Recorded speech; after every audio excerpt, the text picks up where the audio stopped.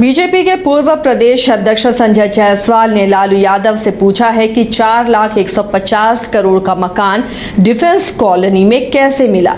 लालू यादव के साथ नीतीश कुमार जी की तबीयत खराब हो चुकी है। नीतीश कुमार इलाज के लिए बाहर जा चुके हैं। जिस तरह से उन्हें भूलने की बीमारी हो गई है, जिस तरह से वो रात को सपना देखते हैं और उसे दिन में बोलने की आदत हो गई है, वो लाइलाज हो गए हैं। वहीं विशेष राज्य के दर्जे पर नीतीश कुमार की मांग पर संजय जायसवाल ने कहा कि नीतीश कुमार जदयू के एनके सिंह जदयू के सांसद थे और 15वें कमीशन में वो शामिल थे। देखिए, जिस तरह से हालात बने हैं और 4.5 लाख रुपया का जो डिफेंस कॉलोनी का मकान दिया गया और जिसने दिया वो आज जेल में है, तो जाहिर बात है कि लालू जी और नीतीश जी की तबीयत खराब होनी ही है। क्योंकि ये लोग तो मान के चलते थे, कोई मुझसे नहीं पूछेगा कि डिफेंस कॉलोनी में 4.5 लाख में 150 करोड़ का मकान कैसे मिल गया। अब आज जब अमित कात्याल जेल में है तो लालू जी के साथ नीतीश जी की भी तबीयत खराब हो ही जानी है। कहा जा रहा है कि नीतीश कुमार इलाज के लिए गए हैं और आप लोग हिंदू और मुस्लिम की बात करते हैं और महागठबंधन तो सिर्फ रोजगार की बात। नीतीश कुमार जी इलाज से बाहर जा चुके हैं। नीतीश कुमार जी इलाज से बाहर जा चुके हैं। मैं भी पेशे से डॉक्टर ही हूँ और जिस तरह से उनकी भूलने की बीमारी और जिस तरह से रात को जो सपना देते हैं उसको देखते हैं उसको दिन में कहने की बीमारी हो गई है, उसका कोई इलाज अब नहीं है। सर, विशेष राज्य की दर्जा की लगातार मांग हो रही है। कहा जा रहा है कि एनके सिंह उनके सांसद थे, जदयू के सांसद थे और 15th कमीशन के चेयरमैन थे।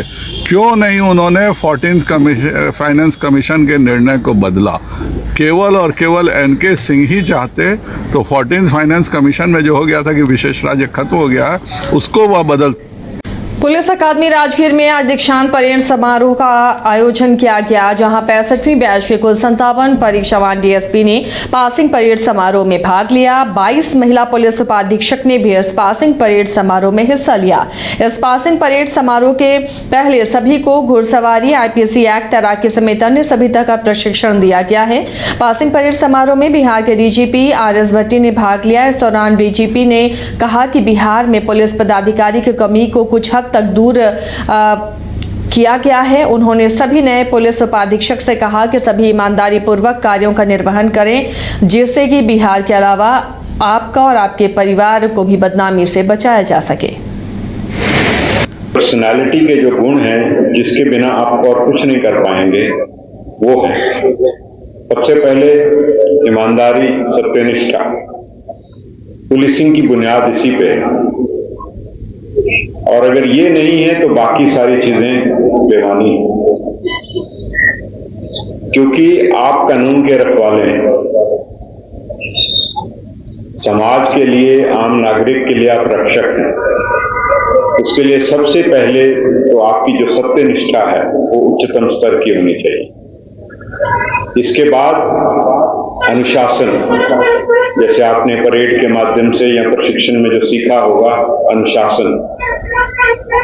उसके बाद मेहनत, पुलिस लगातार 24 घंटे की नौकरी। अगर आप ड्यूटी से ऑफ भी हैं तो कुछ ना कुछ चलता रहता है। तो आप में वो क्षमता होनी चाहिए कि आप कठिन परिश्रम। लखीसराय नरसंहार पर विजय कुमार सिन्हा ने बड़ा बयान देते हुए कहा कि इस घटना में सरकार उच्च स्तरीय जांच से क्यों भाग रही है।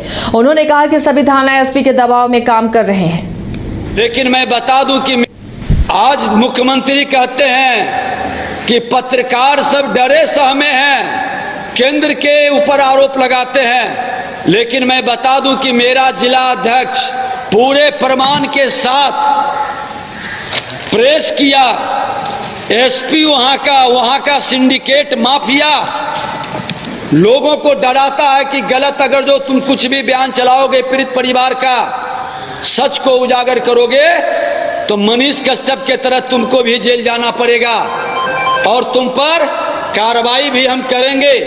और इस तरह का एक माहौल वो बनाने का, भयभीत करने का आप राजद के मानसिकता को पहले भी जानते हैं कि प्रेस मीडिया के घर में घुसकर कैसे उसको प्रताड़ित करता था, कैसे लोगों को उठा लेता था।